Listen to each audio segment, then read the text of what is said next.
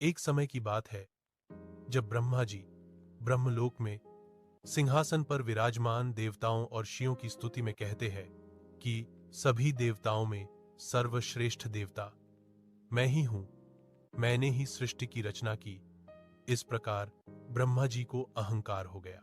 तभी अचानक एक चकाचौंध कर देने वाली तीव्र रोशनी ब्रह्मलोक को घेर लेती है, जिससे ब्रह्मा जी और सभी देवता चौंक जाते हैं। प्रकाश का एक विशाल अनंत स्तंभ, अनंत ज्योतिर्लिंग ब्रह्मांडीय शून्य को भेदता है, जो स्वर्ग से पाताल तक फैला हुआ है।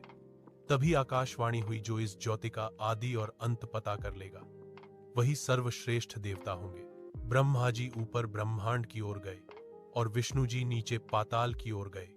विष्णु जी को बहुत दूर तक जाने के बाद भी उस ज्योति का अंत नहीं मिला, तो समझ गए कि यह अनंत है। विष्णु जी विनम्रता के साथ लौटते हैं, जबकि ब्रह्मा जी अपने हाथ में केतकी का फूल और गाय को झूठी गवाही देने के लिए लेकर आए। और ब्रह्मा जी ने कहा कि मैंने इस ज्योति का छोर देखा है। विष्णु जी ने सत्य स्वीकार किया कि वे अंत नहीं खोज पाए, लेकिन ब्रह्मा जी ने अहंकारवश झूठ कहा कि उन्होंने अंत देख लिया है, और केतकी, पुष्प और गाय ने भी उनकी बात का समर्थन किया। तभी भगवान शिव प्रकट हुए।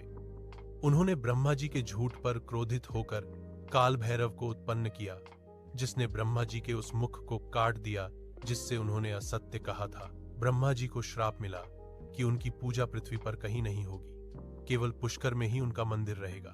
केतकी लिली के फूल को श्राप मिला कि वह शिवलिंग पर अर्पित, और गाय को झूठी गवाही देने पर श्राप दिया कि तुम। ब्रह्मा जी ने जिस मुख से झूठ बोला था, उस सिर को भगवान काल भैरव के काटने के बाद वह राजस्थान के पुष्कर में गिरा, जहां ब्रह्मा का पृथ्वी लोक में एकमात्र मंदिर है।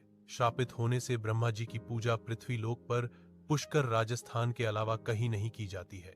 विष्णु जी के सत्य बोलने के कारण उनका नाम सत्य नारायण पड़ा। तभी से भगवान नारायण को सभी भक्त सत्य नारायण कहते हैं, और इनकी हर घर में, पृथ्वी लोक पर घर में सुख शांति के लिए सत्य नारायण की कथा की जाती है। बोलो सत्य नारायण भगवान की जय। नारायण।